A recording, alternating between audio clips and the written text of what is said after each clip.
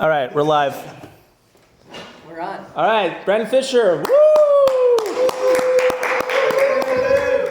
All right, everybody, thank you for coming out to spend some time with us tonight. Okay. My name is Brandon Fisher. I'm from Maryland originally. I lived in Vail, Colorado. In Denver, I started an organization called The Den.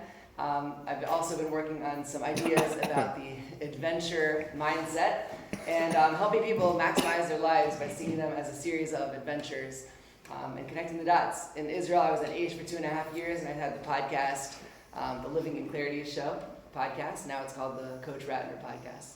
So you can still hear me on that. But here we are in New York. I'm at the Shar, and I'm so glad to see some of you guys from the Shar and so many other people who I know, and other special people in my life. Awesome. Thank you so much for coming out here. Wow. Yeah. I have to tell you, the Den, I was going to visit that like last week. Really? It's so funny. That's so cool. I ran out of time because I flew back on Sunday, but Oh that's man, my see, list. if only this was a week before, you would have known how to budget your Going time. back, this was on my list though. Okay, that's so cool. Yeah. Wow, how'd you hear about it? Just Google. I was just looking at what to do. It was his first time, and I was like living there. In Denver, that's so Yeah. cool. Wow, that's crazy. All right, well, so yeah, that's a little bit about me. I want to open it up so you guys can participate, ask some questions, and be part of the discussion. But I first want to start off with a little story about someone who my family is friends with, named Molly. And Molly married her husband a while ago, and he was a very hard worker. He had a very busy corporate job, and he kept promising them, they kept looking forward to their retirement. And they were looking forward to having finally moving to Florida and relaxing by the beach, playing golf, parking all of his cars in his custom home. But to get to that point, he was working really hard, and he had, unfortunately, compromised quite a bit of his time with his wife. So much so that they didn't have the happiest relationship. But they said that when we retire, everything is going to be good because we'll just get to be together, we'll sit by the beach, and it'll be really nice. So fast forward through his 30-year career, he finally buys a place in Florida near where my parents live, and they're ready to retire. He customizes this beautiful home with 3-car garages. He's going to park his custom cars in there.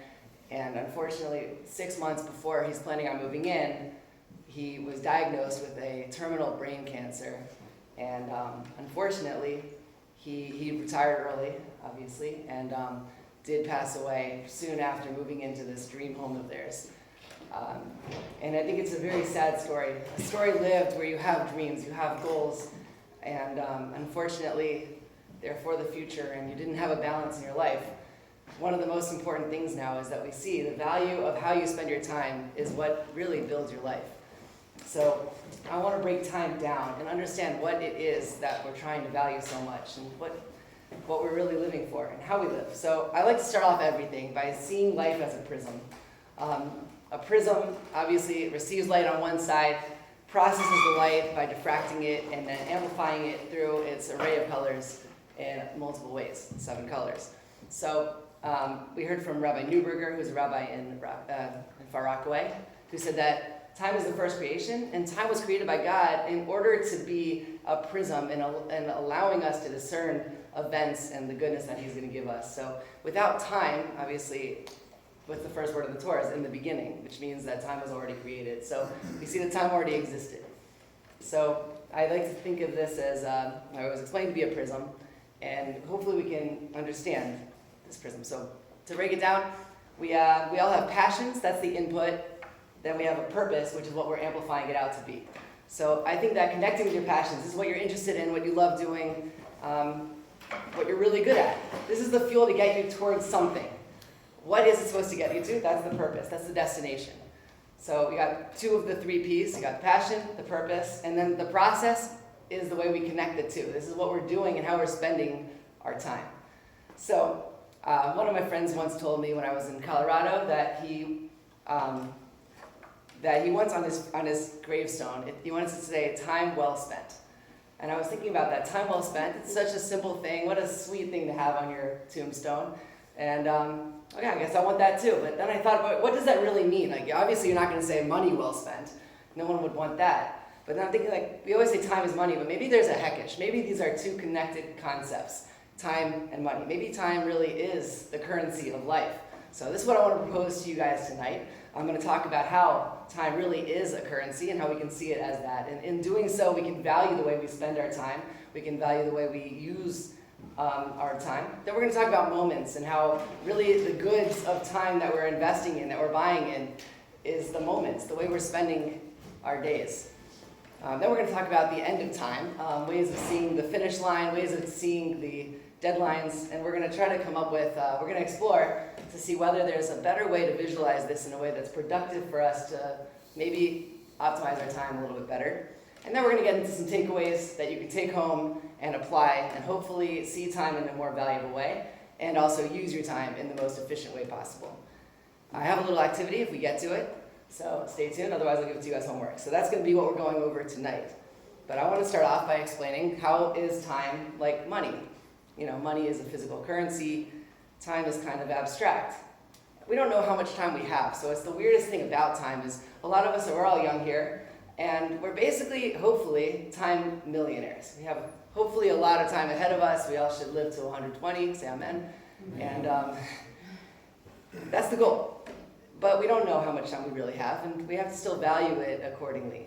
So the ways to spend money are the same way as we can spend time. We can spend it, we can use it we use money towards acquiring something we want. We can spend time with people, building new relationships and building ourselves and using it in whatever we want. You can save time. You can save time through building habits, kind of routines. When you wake up in the morning, when you first learn to brush your teeth, it's probably pretty tough. I don't remember if any of us know how to remember when we learned how to brush our teeth, but when you learn anything new, it takes a little bit more time. As you start to get used to it, you start to speed up the whole process, and eventually you don't even think about it, you just brush your teeth. So this is a lot like, having good habits is a lot like having a subscription service. You're constantly paying Netflix every month to have more time watching TV. You can develop habits to spend less time doing other things and more time doing what you are supposed to be doing. You can invest time by learning new skills, building relationships, building anything, building yourself and your character.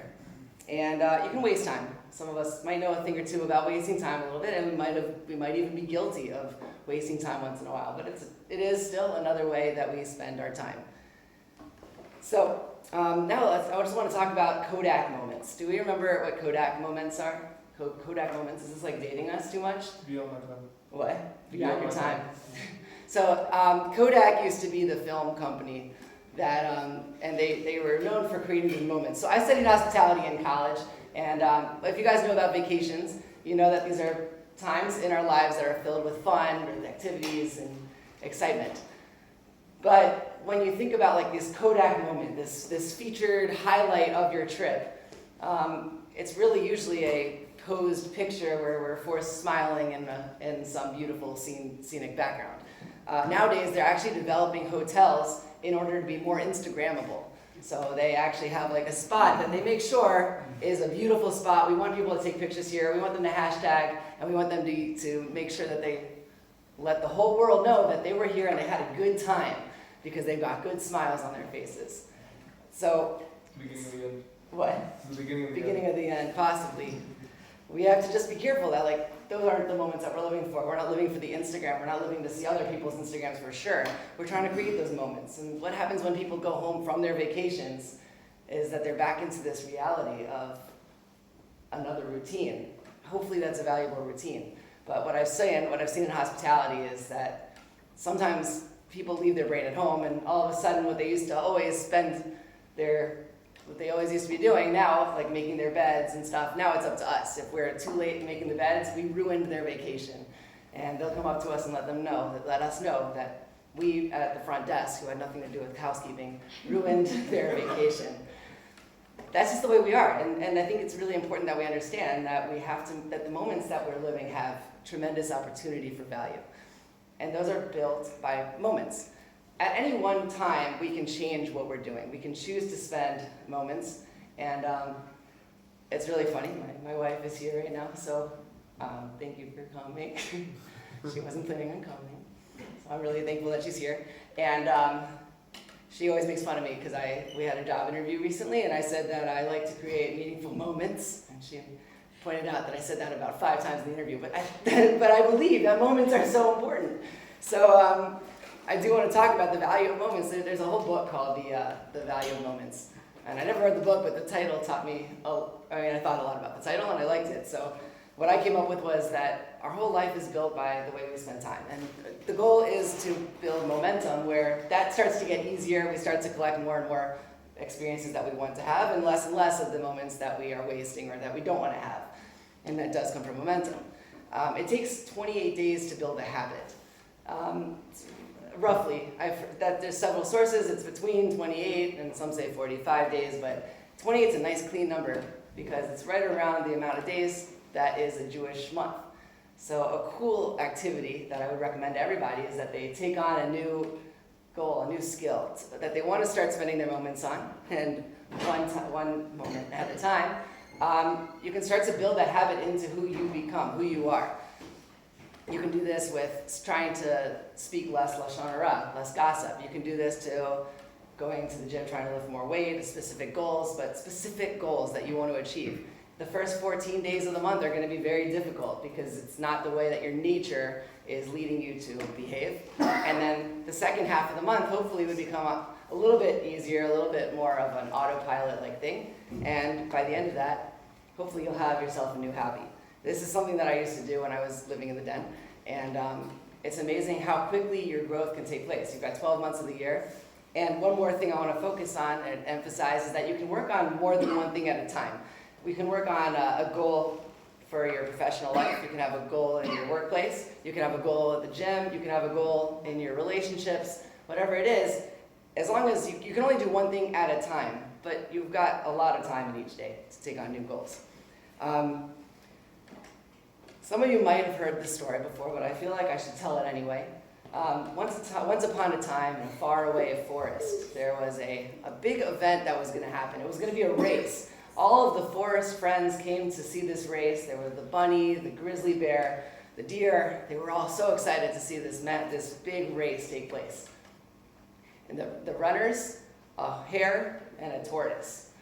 So without giving anything away, it didn't look like it was going to be a close race. However, the audience started. They all gathered at the starting line. The hare was lined up, ready in his gym clothes, and the tortoise is just there with a little fedora on his head, ready to crawl his way to victory. The gun goes off, the hare runs off, everyone follows the hare, leaves the tortoise behind. Who wants to watch that? There's no excitement. Then the hare's like, you know what, I got time to grab a drink from this bar. This is the part they leave out in the fairy tales that you might have heard growing up. The hare goes into the bar, has a couple l'chaims, and he's like, you know what, I still got time. Finds a nice shady tree, chills down with Owl, and hangs out. Starts to lick a lollipop to see how many licks it can take to get to the center of the Tootsie Pop. It's a lot, and he's there chilling. Meanwhile, the tortoise catches up to the hare, 1 foot away from the finish line. The hare wakes up, sees that he's about to lose the race, panics, runs, doesn't catch up. The tortoise wins the race. And therefore, we all learn all at once, what's the moral of the story?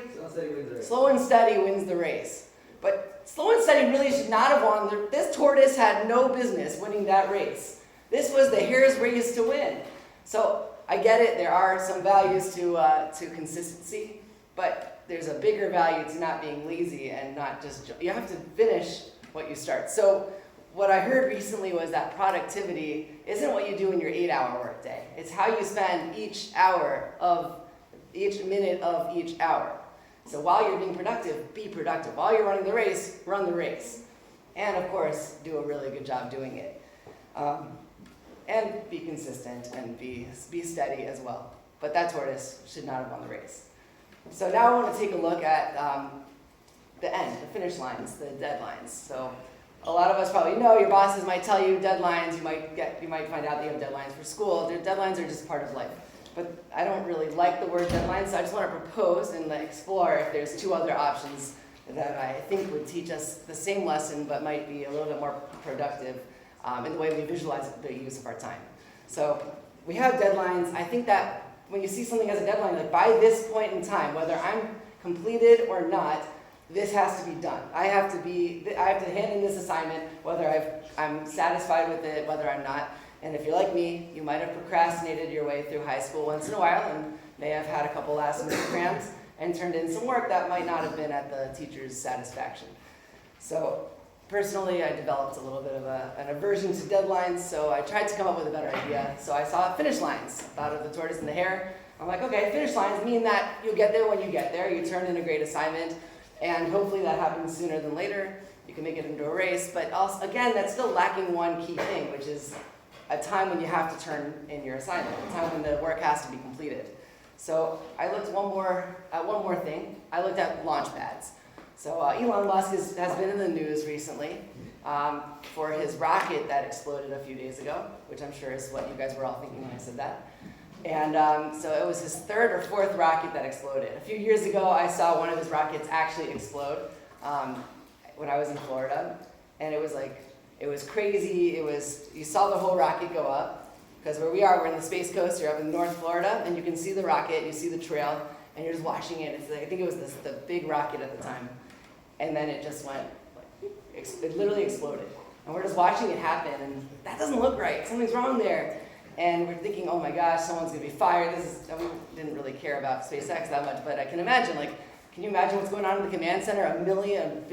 Probably a multi-billion-dollar rocket up in flames like that in a matter of seconds.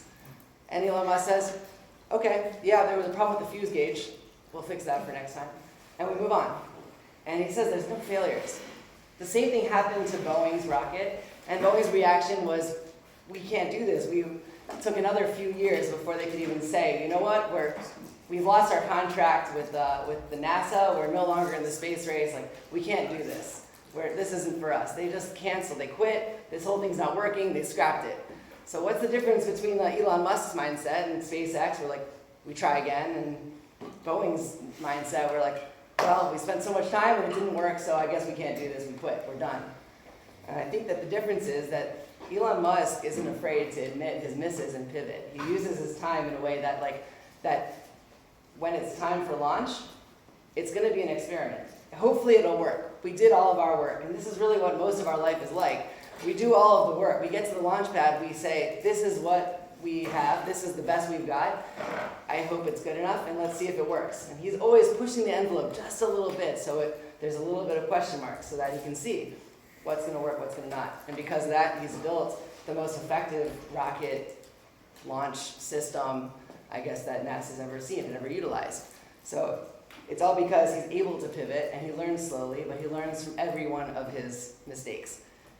There's a lot to learn from that. So I think that's because he sees it as a launch. Everything going up to the launch is a whole mission altogether. It's not really a deadline, it's a launch. We're gonna see, once this product launches, once this rocket launches, we're gonna learn something from it, we're gonna start marketing it, and then it's a whole new reality. It's a lot like going upstairs. When you're going upstairs, for the first half of the stairs, you're kind of still on the bottom floor.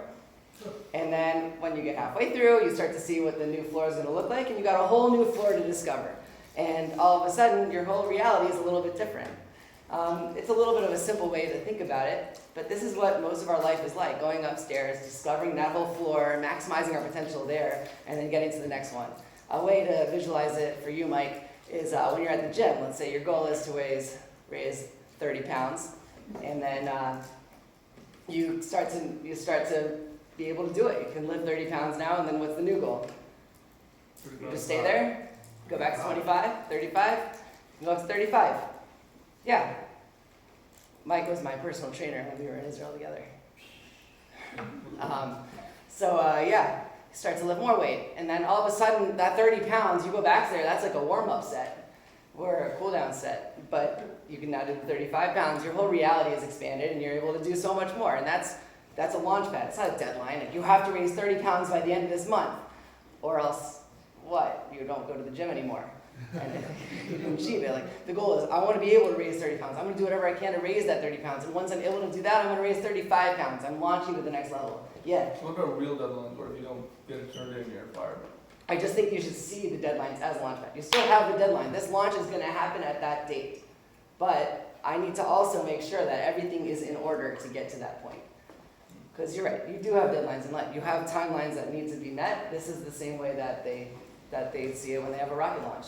At 4:53 p.m., we've got our launch set scheduled. Now, of course, in space, they do cancel it because of rain and stuff, but the goal is like, I'm gonna have everything I can ready for that moment. You should do the same thing with deadlines, it's just that there's a continuation, it's not the end. You celebrate that victory and then you move on, move forward. One more thing that Musk did, which is very interesting, is he's not afraid to scrap the time. He built the world's largest mold, which is a mold of a carbon fiber rocket body. He realized it's not going to work, so they invested trillions of dollars into developing this, which was going to build their rockets.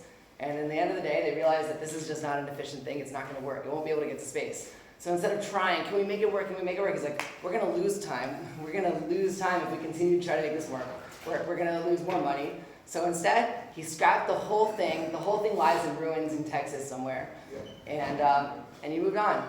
It's really hard to pivot, but that's the most effective thing you can do with your time. So, does anyone have any questions so far before we get into the takeaways? Yeah? How do you know when to pivot and when to continue? How do you know what? When to pivot and when to continue? How do you know when to pivot and when to continue? Obviously, it's a case-by-case basis. You have to think about what you're trying to achieve, whether you can be successful at it within a reasonable timeline, and if you can be efficient in continuing. So if something's not going right, but it seems meaningful, it seems possible, like I know I can get, I think one of the hardest things, I'll admit, is learning Gemara. When you enter a new level of Gemara, it's like climbing to a new floor. I think my trend is it takes me about 3 months in order to start to feel familiar and comfortable, like I even have a footing. For the first 3 months, it's very tough to know what the rabbi is saying, to know what's going on in the class, and everybody I've seen in yeshiva has had a time, in any adventure, in any endeavor, has had a time where they consider quitting. That could be that it's going to be too hard or too far and I need to pivot, but that also could be an escape pull latch. What's how do you know? What? So how do you know whether? So how do you know? Well, in that case, you have to find out, is what am I battling? Am I battling the fact that I'm failing, like I'm failing and this is not worth it? Or I'm trying something that's worth it, I know it's worth it, and you have to want to achieve that it's worth it. So if you see that it's worth it, and you see that, if you see that it's worth it, you see that you can succeed at it long term, you have to get through understanding that there is a cliff in every endeavor. You see that it's like, it would be good to have a mentor who knows, like, Also, yes. would achieve the thing that you're trying to achieve. That's a great thing. I'll talk about that a little bit right now. I wasn't planning on talking about it, but I see life as a team sport. And that team is built up with a very strategically assembled team. So I think you have to have role models. The first level of this life team is role models, people who you look up to. These could be like, I would even say heroes, people who you look up to historically. They could be alive now, they could not be alive now, but these are people who you'd want to impress. These are people who you really can look up to and know this is like someone who I would really aspire to be like and to learn from. I think you could say anyone, you can have anyone, there's no right or wrong answer, but it should be someone with good values, of course, someone that aligns with your values. Then you need to have a day-to-day mentor for small picture stuff. So like, what am I doing right now? What's the next right step? Is this worth continuing? And this would be someone who ideally would understand the endeavor you're going through. This could be a very attentive boss at work, or someone who's useful, maybe a mentor at work. It could be a rabbi. And then another picture would be a big picture guy, someone who sees beyond your day-to-day stuff and sees your life as a whole, the direction you're headed in, the direction you came from, and would guide you accordingly. So that's another value. I think family is another teammate, friends, and then students is the final step of a perfect team that you should have. And students is one of the things that I think, we're young, we probably don't have so many students, but being a mentor, being a leader, being a guide in whatever capacity you can. If you know A, teach A. If you know Aleph, teach Aleph. The goal is to actually try to be what you received from somebody else for somebody else. And that makes you, again, that's the continuation of your prism, which is an ultimate purpose, should be something that's achieving something in the world that's bigger than yourself and for someone else. So that's the team. And having that will give you the guidance to make those decisions. And you should really always be consulting a mentor if you have. Are there any other questions? Yeah. And if you don't have, How do you acquire one? Yes. That's a great question. Mhm. So it depends on in what. So if you're looking for a big picture mentor, it should be someone who you really look up to, who has time to offer you. It's not like there's a website to find a mentor, and maybe there is. There is. Is there? Yeah. Oh, perfect. There's OLME mentorship. You should Yeah. sign up. That too. Well, let me mentorship too. Shameless plug, everyone. Isn't that for like religious stuff? No, No? definitely not. The whole point is that you just, Mhm. they try to pair you up with people that is in your career field. It's not like a career mentorship per se, but they try to pair you up with someone that is in a similar background as yourself. So yes, they are probably more on the religious level, but that's not something that has to be a topic of conversation if you don't want it to be. Gotcha. And they're just trying to like form a relationship with you and help you out in ways they can. So yeah. Wow, great question. Thanks for asking. That's a great way to do Seems like it. he's part of your team, man. Yeah. But other than Other than that, it's great those to. two, or impersonal, Yeah. then So in work environments, it's a lot harder because your boss is busy, your friend, people in the work environment usually are busy and don't necessarily volunteer taking You time. also probably don't always want your mentor to be your boss. That's true too. But it could be a colleague, it could be someone else in the business. So what Steven Spielberg did when he was starting out was he actually asked, he would take out like the film guy, he would take out the different positions who were the higher ups in his industry, and he would take them out and pay for their lunch.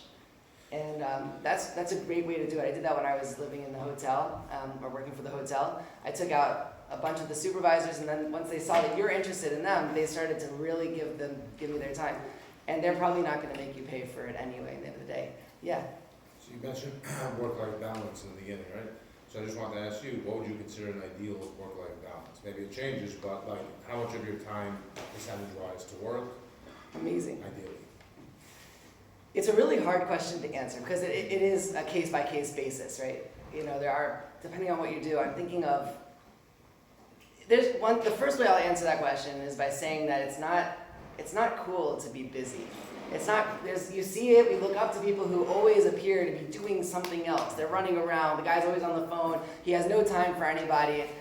It's not cool. We look up to it in society because it looks like this guy's important, but the truth is, in our own lives, we should be giving time to the people who matter most to us and prioritize that, because in the end of the day, that's the most important thing we're going to have. And family must always come first before what we do at work.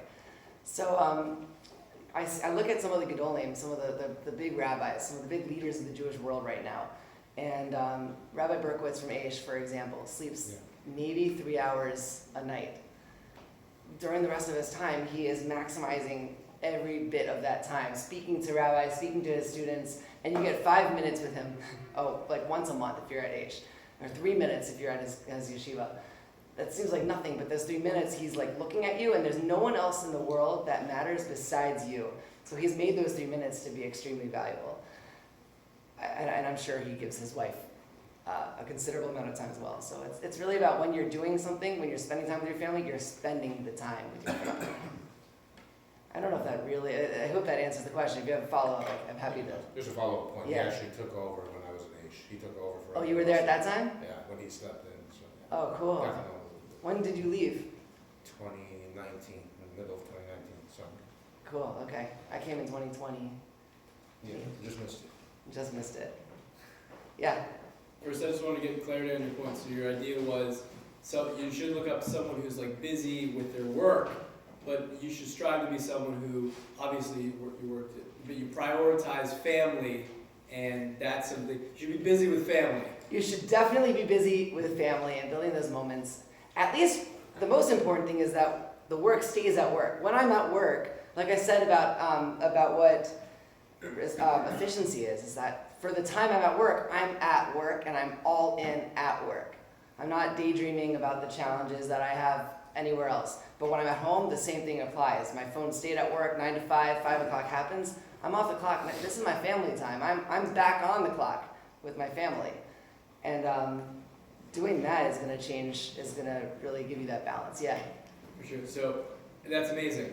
And my question was, what is your, or if you don't mind sharing, what is one of your 30-pound weights? What's one of your goals that you're working on right now? Awesome. It's a great question. I'm always working on too many things. Right now, the goal is to plan out what is next in my life and to make a decision make that decision. So we're interviewing. I'm flying to San Diego tomorrow, and that's my 30-pound weight. Let's find the right place for our family. Yeah. Amazing. And also, what makes a good goal? Like if you're trying to make a goal for yourself, what should you be? What makes a good goal? So I still live by the SMART goals. So it's got to be specific, measurable, attainable, realistic, and timely. So this is a pretty common concept. I'm sure maybe you've heard of it. If not, SMART goals are easy to find online. But the key here is that it's something that can actually be achieved by a specific point in time. That again I would call the launch pad, and then celebrating once we achieve that. But also knowing that this is a continuation. It's going to be the next step towards something else, something bigger. Yeah. How do you go about planning your day-to-day? How do you go about prioritizing not just your long-term goals, but your immediate goals day in, day out? Amazing. I'm going to talk right now. We'll jump into the keys the advice that I have, because I have a strategy that I just learned about while doing the research for this class, and I'm going to start to apply it in my life. So we're going to start off by talking about this new strategy. This is called the rock, pebble, and sand idea, which is a new project management system that they use in several different organizations. I know ACE uses this in their corporate side of things. And if you picture like a giant jar that you can fill with rocks, there's always still room for you to add more pebbles. They fill the small holes, and then you can add even more. You can add more sand, and that fills the cracks even more. And I don't think that they don't include this, but you can also add water. It'll condense even more, and you can even pour water in there. It's amazing what you can fill in, how you can fill your vessel, your cup. So apparently the rocks represent your goals. These are the big goals, the big picture items that you need to see happen. So I believe at AISH, everybody has 3 rocks, and every time they come to a meeting, they say, did you achieve your rocks? How are you coming with your rock goals? So the rock goals could be, I need to meet with 5 sales calls or 30 sales calls, whatever it is. If you have a sales job, it could be more like 200 sales calls a week. Are you achieving those numbers? Are you closing a certain amount of deals? Whatever it is, whatever your specific goal is, those are the rocks. The pebbles are the little objects that are necessary in order to achieve that goal, but they're not going to be what you're held accountable for. I mean, obviously they're important because they help you achieve the rocks, but you have them. And then the sand is the little things that can get in the way of you achieving your goal, and you can get all caught up on little grains of sand, but it's not going to help you achieve your rocks. So this is called what's it called? It's called we'll call it the rock technique.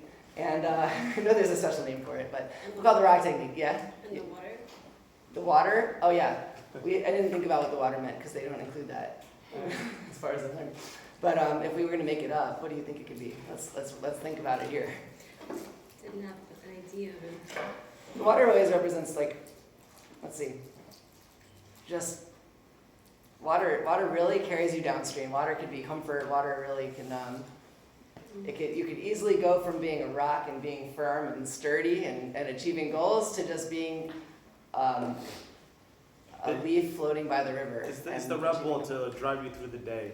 It's the what? It's the Red Bull to drive Oh, to okay, even fuel better. you It's good through for the you. day. That's funny. Cool, yeah, it's the Red Bull or the coffee to drive you through the day. Okay, nice. Don't go crazy in the caffeine though, in real talk. Yeah, stick with whatever drives you. Water and lemon. Water is great. Let's just call it water. All right, next one is a technique that I have started to use called time blocks. And this is when you see your day in a series of blocks. So you say I'm going to have 1 hour allotted to sending emails, another hour allotted to, what's a daily task? Let's say education, first meditation, another block for meditation. I don't care when these things happen. I can rearrange them, like they can be Post-it notes. I don't care when they happen, but they all have to happen in the day. So if I'm having an hour block of work, I have half-hour block. I'm allowed to schedule half an hour block of time to just rest. Yeah. I'm just thinking about a technique, Pomodoro technique. That's so funny you said that. It's like Is that the same thing? What is it? 25-minute timer, you just focus, 5-minute break, and then you do 5 of those, 6 of those, you can go more, you can do less. So. Awesome. What is it called? Pomodoro? Yeah, I'll do it at a time.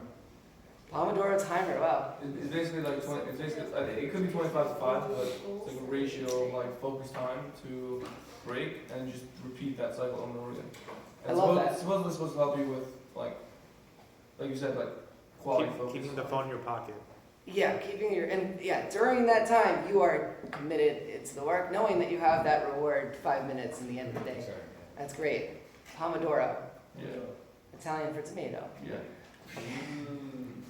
All right, cool. That's Also, great. basically Russian too. Yeah. Oh, also Russian. Wow, I know Pomodoro. Russian. What? Pomodoro. Pomodoro. Yeah. Oh, that's cool. Okay. Next up, having time tools is another key technique that I want to recommend. For this, it's straightforward. What do you think the wallet for time is? A calendar. How do you stay organized with your time? What's a checkbook? A to-do list.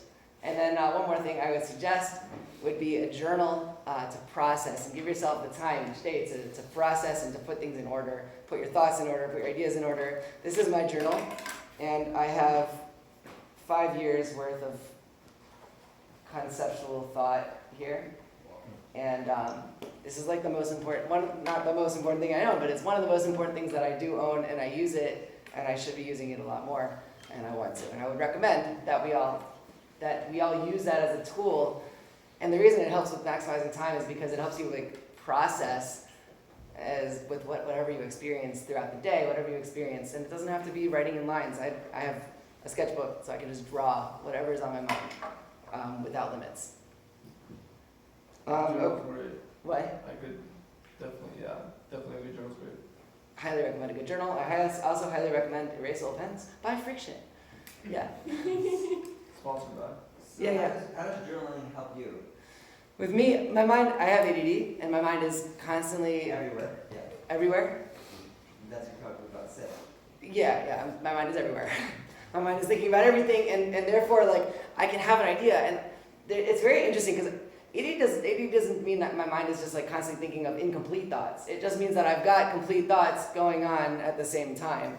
And so, when I finally give myself a piece of paper to put the thoughts in order, now I can scribble them, and I can just kind of experience where my mind takes me, and it opens up the imagination. So sometimes I pick up this paper and I don't know what I'm going to be writing about. I could either write just a word, adventure. I could write a principle. I could write a quote, and then I could just explore it and go into it. And it's my time to do with it as I please. And that does help me just process thoughts, and I've been able to walk away with complete ideas that wouldn't ever be complete if I just let my mind continue to think and wander, which it does. Yeah.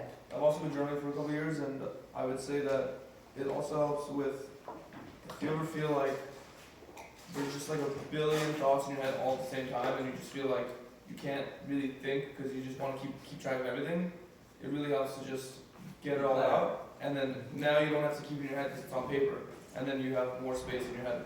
It really helps with that, for me personally. It's surprising how quickly it shows its results. Yeah. That sounds a lot like this thing that I got into called the Daily Practice. I found it on YouTube on this channel called The Crappy Childhood Fairy. And basically it's 2 times a day. First thing when you wake up, last thing before bed, you write down all your fears and resentments in a very specific way. Like, I have fears. I have resentments because I have fear of so-and-so. Like, you write it like that. I have fear of this or that. And then you write it all down for 15 minutes. And then Wow. you meditate, which is just keeping your mind empty for 20 minutes. And then afterwards, it feels like so much weight is like lifted and out. And it really only helps if you're consistent and you do it like regularly, because then you're like just evacuating all those thoughts and creating space in your head. Wow, that's so Which is cool. I awesome. like that meditation a lot. Never heard that before. Yeah, fears are so silly most of the time. I love that when you just give yourself a chance to breathe, and most of the time the fears do dissipate. And Yeah. she does live calls too if you wanted to, she does a Zoom with like 200 plus people sometimes. Oh wow, that's cool. Yeah. I was just thinking back also, you mentioned calendars and for productivity purposes. Mhm. So I've struggled with this a lot for sure. Like writing things out, like do, I don't know, 3 of this, 2 of this, 1 of these, and just check them off versus the calendar, which feels like it goes on and on and on and never kind of ends, you know? The idea of like get your 3 most important tasks done and everything else is gravy. But I like that. then the calendar just perpetually exists. So what's the calendar useful for in your view, and what's like the paper just pen and checking things off? Like the to-do list Yeah. is the way I want to spend the time today, things that I have to get done. The calendar is a visualization of what my day, my week, my month will look like, so that it gives you, I guess, let's call a calendar a big picture stuff, so you know what has to be done on a specific day. Sometimes there's meetings that can't be moved, so those are blocks that are going to be on your day. Now you have to reach your to-do, you have to achieve the items on your to-do list around those items that are on your calendar and set items that have to happen. So I guess that's the best way to use a calendar, yeah.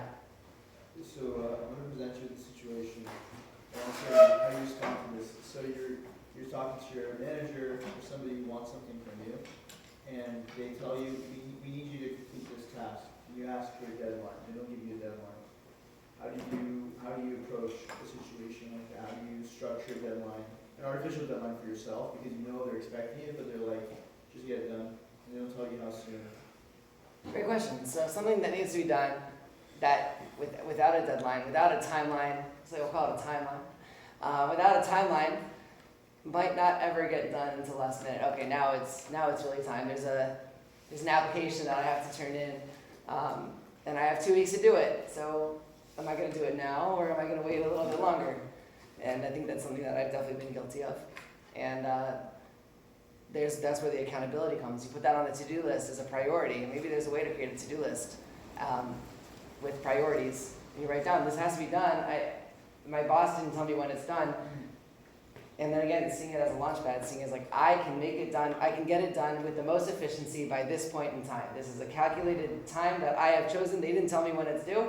So I calculated if I spend this much time on it, if I achieve this much in each hour, this much each day, I could have it done in the highest quality by this date. And then you hold yourself accountable for that and reverse engineer it. Now you achieve those steps to reach that launch pad. That would be the best way to do it, yeah. My 4th tip is when everything is uncertain, which happens in life once in a while, you don't know what's next, and we don't control the future. All you can do, as was wisely taught in Frozen 2, the one with the boy band reindeers, was all you can do when everything is uncertain is the next right thing. And this is such a simple idea that I have tried my best to live by, which is when I don't know what's right, when I don't see where I'm going, I don't see my direction, I do first of all trust that those are the moments when Hashem is most in control. And second of all he wants me to do at this moment, all I can do is to do the next right thing. What is the best decision that will get me aligned, that will align me with the destination, the purpose that I have chosen for myself, make a decision accordingly, and make that decision. And one more thing with next right thing is not everything. Usually, sometimes we want to do too much, and then we end up doing nothing. When you can't, the key is doing one thing at a time with full attention and maximizing your success in that item. So do the next right thing, not everything. Yeah. So you mentioned earlier about having mentors. That goes along with what we're speaking about now. And not only that, your spouse. Absolutely. Your spouse is it's not your mentor, but it's definitely the top person you should listen to. Of course. And then that note, absolutely. When you're confused about what the direction you're going in is, when you don't know what the right thing is, a good person to ask, definitely the best people to ask are the people closest to you. What's going to be right for your family? And that's a decision that you should make with your spouse. What's going to be right for you personally, that's a great discussion to have with your mentor. What happens when your wife and your family disagree on something? Then whose advice do you listen to? Octagon. The octagon. Octagon. What's the octagon? Like a UFC fight. Oh, that octagon. That octagon. I Just- laughed without knowing what that meant at first, but I know what it means Now you know. Well, yeah, that's when you can both agree on having a mentor together. That's another good thing to have. Now that you become a unit, you become a team. Now you have a mentor that you also can turn to answer questions like that. That would be a very valuable thing for relationships, is to have a united, a joint guide, mentor, figure, Like a therapist? therapist. Yeah, that can be it. That can definitely fit in that category. Absolutely. How do you deal with decision making, such as, do I walk through this door or that door? Do I walk through this door or that door in this or that way? And you're constantly aiming versus just taking the action, taking the plunge, but also not making a fool of yourself. For example, they say people with lower IQs are often more productive than people with higher IQs, and people with higher IQs are looking at all the reasons why it won't work out, and they're looking at all of those scenarios. So how do you deal with those sorts of things where maybe you don't know the right way to go, and you just gotta do something at some point? That's an amazing question. That is a question that we always probably daily find ourselves in. So I think that the answer is that if you can see what the next moral thing is to do, the next right thing to do is, then obviously that's what you should do. What if they're both the same? What if they're both, neither one's a moral decision? Where do you eat dinner can sometimes even be a very tough decision. You can have one choice, they can have another choice, and then it's like you can go for hours and not decide. I can do this, and then we've at the end of the day we've just eaten at home because we couldn't decide. And just sometimes you have to just make a decision also. Or you're getting hungrier and hungrier. You get hungrier and hungrier, and then eventually, hopefully, your stomach will tell you what decision to choose. But, Sometimes it's better to just go, rather than be paralyzed by trying to decide which direction to go, just start.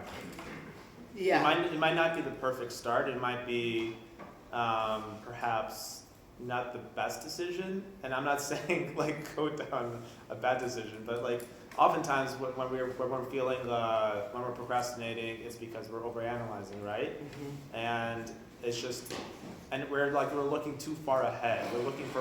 We're picturing the end product, and that's what's making us stop, because it's so daunting to like start this big project. Yeah. And so the best thing to do is stop analyzing, just start. Just start doing. Be in motion. This goes back to the momentum. I forgot to talk about it, but the hardest step is going from 0 to 1. 0 miles per hour to 1 mile per hour when you're walking you're going from 0 to something. And going from 0 to something is, it's hard to motivate yourself. But once you start to do it, momentum builds, one moment at a time, one decision at a time. That 1 to 2 is still a big step. 2 to 3, 50 to 51, a lot smaller of a step. 100 to 101, almost nothing. So an object in motion does stay in motion. Be busy. And that goes to my last point, which is the pursuit of perfection will always disappoint. So if you're trying to make that perfect decision, you might be missing out on a bunch of great decisions. Even good decisions. It's okay to make good choices. It's okay to do good. Good is okay. And therefore, so I think that what we should always understand is that we're not capable of perfection. We can do our best. We can do that next right thing. If it works out perfectly, that's from Hashem, and we're thankful about that. But we have to just open the doors. Just open the door. You can listen to your gut, you can listen to your mind. If you can see something clearly, you should start with your mind and let the mind control the gut, and train your gut to be, and your intuition to understand the way the mind would make so that it makes right decisions. But know that you don't have to be perfect, because you're not going to be. None of us are perfect. Things that are not right happen. And once something wrong happens, you have the opportunity to pivot and make the right thing happen after that. You can fix anything. And you can always change your mind at any point in time. Yeah. Hi, so I think we touched base on it a little bit, but I wanted you maybe to give a little bit of advice.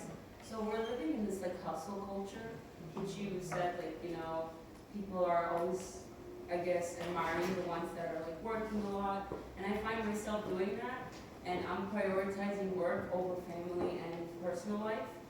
and I'm trying to kind of take a step back a little bit. What is your advice on actually like learning how to say no to the work opportunities? Because I'm grateful to have the work opportunities, and in my head I'm like, if you have them, take them. If they're presented to you, don't say no. But then the other things kind of start falling by the wayside. So the question is when to say no. Right. And the answer is, of course, you should say yes as often as makes sense during whatever you deem to be a great work hour, whatever is a work time, if you're on the job. What happens when you go home and if that's when they start to demand you, the hardest thing is scaling back and being less available for them. But it's silly for them to expect you to be available for them whenever they want you to be available for them. Just that the culture right now has become that we're available, we want to impress the boss because it means upward mobility. It means that the future is going to be more ideal for us. So we want to jump on the bandwagon towards more opportunity. But the more opportunity really will come when you understand that the priority is to make the decisions that are best for yourself. What's going to help me feel most fulfilled so that I don't have to be at retirement age to finally reap the benefits of the work that I put in. Because if you're merited, if you're going to get that promotion, you're going to get the promotion even sooner when you're prioritizing something that's going to build you as a person. And I can't guarantee when you get a promotion, I guess. But you will be more fulfilled if you're taking care of yourself. And even beyond relationship, before even a relationship being the most important thing, is yourself. You have to make sure that you are fulfilling yourself, that your prism is receiving its passion and receiving what it needs. That comes before work, comes before your relationship, and it comes before all else. Your own health should be your number one priority. So with that, I'm going to leave you, and I'll give you a little bit of homework before I wrap up. It's a little activity. We have papers. Yeah, anyone can do it now. You can do it at home. But I want you to explore your passion, your purpose, and your process. So think about this as your first journaling prompt. And I'm working on a few books. I'm going to try to include journaling prompts throughout my lessons. And I'm also available for life coaching. I'd be happy to work with any of you and see if we can put some things in action. I talk about a lot more than just time. But so I want you to experience and explore what your passions are. What are you good at? What do you love doing? What drives you? What is your fuel? Because if you don't have that, you're not going anywhere. Secondly, I want you to explore your purpose. What is your purpose? What are you living for? And try to think bigger. What is something I'm living for beyond myself that will leave a positive legacy when I'm not here anymore? So that I've made my time valuable for more than just myself, but for others as well. What is that purpose? And then you break down that, and you can do this on big macro scale or micro scale. You can have day-to-day passion purpose processes. And the process is how am I going to spend my time to actually achieve that. So for the purpose, those are going to become your rocks. What are your monthly rocks? What are your daily rocks? And what are your yearly rocks? And if you can imagine what that might look like 5 years out and reverse engineer it, that would be a really valuable way for you to journal. And then the process is the goals. Write down the goals that you will use to achieve that. And I want to also say one more thing, which is to use your imagination in order to create those goals and think bigger. Don't think about this makes sense, but think about this doesn't even seem possible, but I really want this to be the case. So thank you so much for joining me tonight.